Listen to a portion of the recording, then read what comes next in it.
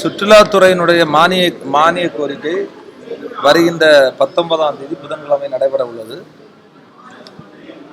அந்த மானிய கோரிக்கையில் நடைபெறுகின்ற விவாதம் முடிந்த பிறகு தமிழ்நாட்டில் இருக்கக்கூடிய 38 ரெவன்யூ டிஸ்ட்ரிக்ட் இருக்கு. 38 வருவாய் மாவட்டங்களில் எங்கெங்கே பொட்டன்ஷியல் இருக்குதோ அந்தந்த பகுதிகளில் திட்டத்தை அறிவிக்க வேண்டும் என்று மாண்புமிகு தமிழக முதல்வருடைய கவனத்திற்கு நான் கொண்டு போயிருக்கேன். அந்த அடிப்படையில் நல்ல வளர்ச்சி மிகு திட்டங்களை நாங்கள் அறிவிப்போம். ஒவ்வொரு துறைகள்லையும் ஊழல் நடந்திருப்பதா வெளியறிக்கை விட்டுருக்காங்க. நம்ம துறையில் எப்படி இருக்கு அது கடந்த ஆட்சி காலங்களில்? இல்லை, எனக்கு துறையை பொறுத்தவரையில் எங்களுக்கு எந்த சொந்தமான நிலம் கிடையாது. சரியா? இதை வரக்கூடிய டொமஸ்டிக் வரக்கூடிய பயணிகள் மாநில அளவுலையும் சரி, இந்திய அளவுலையும் சரி, உலக அளவுலையும் சரி, வரக்கூடிய சுற்றுலா பயணிகள் இங்கே பார்க்கக்கூடிய அளவில் நிறைய இடங்கள் இருக்குது. அந்த இடம் சுற்றுலாத்துறைக்கு சொந்தமானதாக இருக்காது, ஏதாவது ஒரு துறைக்கு சொந்தமானதாக இருக்கும்.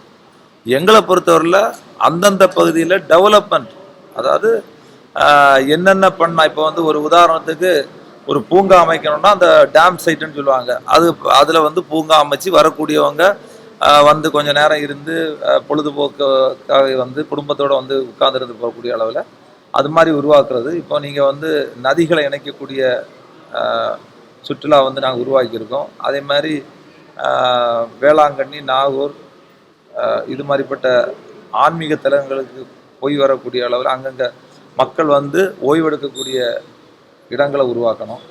இது மாதிரி பல திட்டங்கள் வேளாண்மை அளவில் வச்சுருக்கோம், இனி மருத்துவ அளவில் வச்சுருக்கோம். இப்படி பல சுற்றுலா இருக்குது.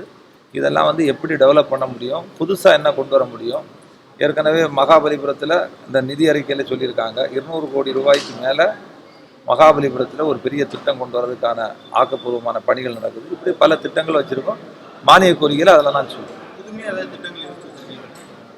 இல்லை, அதான் நிறைய திட்டங்கள் இருக்குது. வயசான 60 வயசுக்கு மேற்பட்டவர்களை எப்படி கூட்டிகிட்டு போய் விடலாம், அவங்களை எப்படி பேருந்து வசதி ஏற்படுத்தி கொடுக்கலாம், கோயில்களை எப்படி சுற்றி வலம் வரலாம், மாவட்ட அளவிலையா மாநில அளவிலையா, அதை பற்றி நிறைய விஷயங்கள் யோசிச்சிருக்கோம். நிச்சயமாக பல திட்டங்கள் நாங்கள் அறிவிப்போம். முதல்வர் குறித்து அவதூறாக பேசியிருக்காரு நயினா நாகேந்திரன். அதுக்கு அவங்க கட்சியில் இருக்க மாநில அரசு தலைவரை கண்டனம் தெரிவிச்சிருக்காங்க. அண்ணாமலை உள்ளிட்ட பல்வேறு தலைவர்கள் கண்டனம் தெரிவிச்சிருக்காங்க. முதல்வரின் தாயார் அதாவது இதெல்லாம் தவிர்க்கப்பட வேண்டிய ஒரு விஷயம். அரசியல் என்பது ஆரோக்கியமாக இருக்கணும், நாகரிகமாக இருக்கணும். இது மாதிரி தரந்தாழ்ந்த விமர்சனங்களை பண்ணுறது தப்பு. அதுவும் அவர் கொஞ்சம் சீனியர் மேன், அவரெல்லாம் இப்படி பேசினா அது மிகப்பெரிய தப்பு. தாவேக அரசுல முதல்வரும் ஜோக்கர், இருக்கிற அமைச்சர்கள், சட்டமன்ற உறுப்பினர் எல்லாமே ஜோக்கர் தான். இந்த ஜோக்கர் ஆட்சி தமிழ்நாடு உதயநிதி ஸ்டாலின் சொல்லியிருக்காரு. முதல்ல அவங்க கட்சி எப்படி ஆட்சிக்கு வராமல் போயிருக்குன்னு அவங்க பார்க்கட்டும். அவங்க ஒரு பெரிய ஒரு பாரம்பரிய கட்சி தானே, எப்படி இப்படி ஒன்றும் இல்லாமல் போச்சு. அதனால் அவங்க கட்சியை பற்றி யோசிக்கட்டும். இப்போ ஆட்சி நடக்குது, மக்கள் ஆட்சி. அவர் ஏற்கனவே மனம் திறந்து நம்முடைய தமிழக முதல்வர் சொல்லியிருக்காரு, லஞ்ச லாவணியம் இல்லாமல் ஒரு வெளிப்படைத்தன்மையான ஒரு ஆட்சி, இது மக்களுக்கான ஆட்சி, நாங்கள் வேலைக்காரங்க தான் சொல்லியாச்சு. இதுக்கு மேலே என்ன சொல்லணும்? மக்கள் தான் சொல்லணும். நீங்கள் அவர் மக்கள்கிட்ட போய் கேட்கட்டும் யார் எப்படி ஆட்சி பண்ணுறாங்கன்னு. ஏன்னா அவங்களும் இவ்வளோ காலம் ஆட்சி பண்ணாங்க. முதல்ல அவங்களுடைய கட்சியை வலிமைப்படுத்தணும். அவங்க எப்படி மக்களை அதை அவங்கள்ட்ட பண்ண சொல்லுங்க. அதில் அதுதான் ஏற்கனவே இது மாதிரி வார்த்தைகளை பயன்படுத்தி பெரிய பெரிய இக்கட்டான ஒரு சூழ்நிலைக்கு வந்தது.